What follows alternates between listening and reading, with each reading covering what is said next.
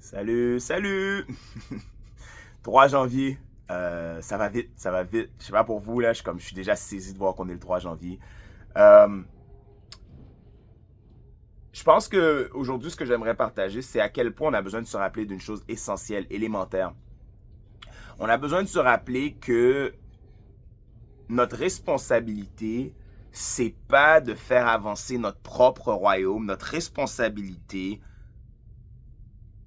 c'est d'appartenir au royaume de Dieu. La grâce de Dieu, finalement, là, parce que c'est le topic, hein, c'est le sujet sur lequel on est, on parle de la grâce de Dieu. La grâce de Dieu, Dieu ne nous donne pas sa grâce afin qu'on avance nos mandats.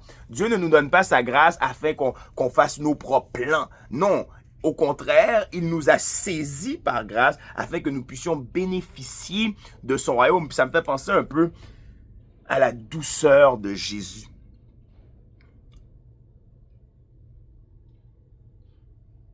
J'aime comment Jésus, à un moment donné, il y a un épisode où est-ce que il y a de l'action qui se passe, on est dans Marc là, puis il y a de l'action qui se passe, puis les gars s'en vont quelque part, ils font de quoi, vous irez voir là. Marc 9, je pense. Puis, à un moment donné, Jésus va faire comprendre un peu aux gars que, hey, papa s'en va, entre guillemets, grand frère s'en va, il va se faire arrêter, il va se faire tuer et tout. Puis là, les disciples commencent à noyer. Noé qui veut dire paranoïer, qui veut dire à paniquer. Puis, il commence mais les disciples sont pas pris de détresse, sont pas pris de tristesse, sont pas pris de regret.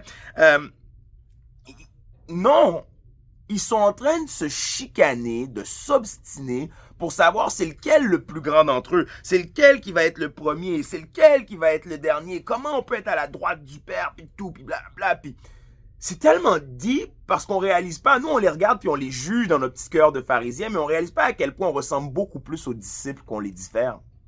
Souvent c'est nous, on veut faire avancer nos affaires, on veut faire avancer nos programmes, on veut contrôler les issues, on veut se faire valoriser, on veut se faire valider, on veut être autoproclamé et nos petits rois en nous, nos petites reines veulent une place d'honneur.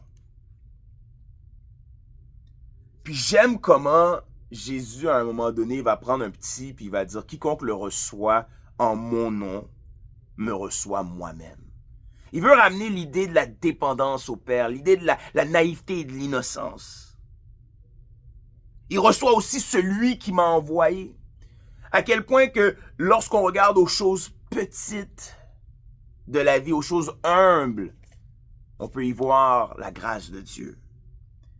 Puis je me rappelle, après ça, dans l'histoire, les gars sont comme, mais qu'est-ce qu'on va faire sans toi? Puis etc., etc. Puis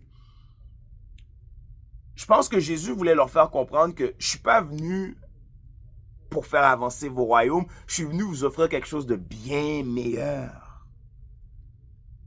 On aime tellement ça être choyé, être servi, on aime tellement ça être complimenté, on aime tellement ça vivre pour avoir raison, pour gagner.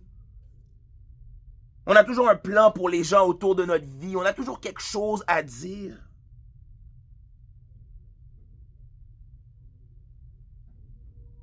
Mais j'aime ce moment de grâce où Jésus parle aux disciples dans Luc 13, puis il leur dit, ne crains point, petit troupeau. Waouh! Car votre Père a trouvé bon de vous donner le royaume. Jésus te dit aujourd'hui, 3 janvier 2025, je suis pas venu pour tes plans, mais je suis venu pour te dire que j'ai un meilleur plan pour ta vie. Que la volonté de Dieu s'accomplisse dans nos vies. Prions-le aujourd'hui. Osons prier cette prière d'audace. Seigneur, accomplis ta volonté. Que ton règne vienne. Et c'est à ça que sa grâce nous interpelle. Si vous voulez continuer votre lecture, je vous invite à aller dans la parole de Dieu, Marc 13, 44 à 50, pour être encouragé, pour être stimulé, que ce soit votre lecture du jour. Que le Seigneur vous bénisse et on se voit demain.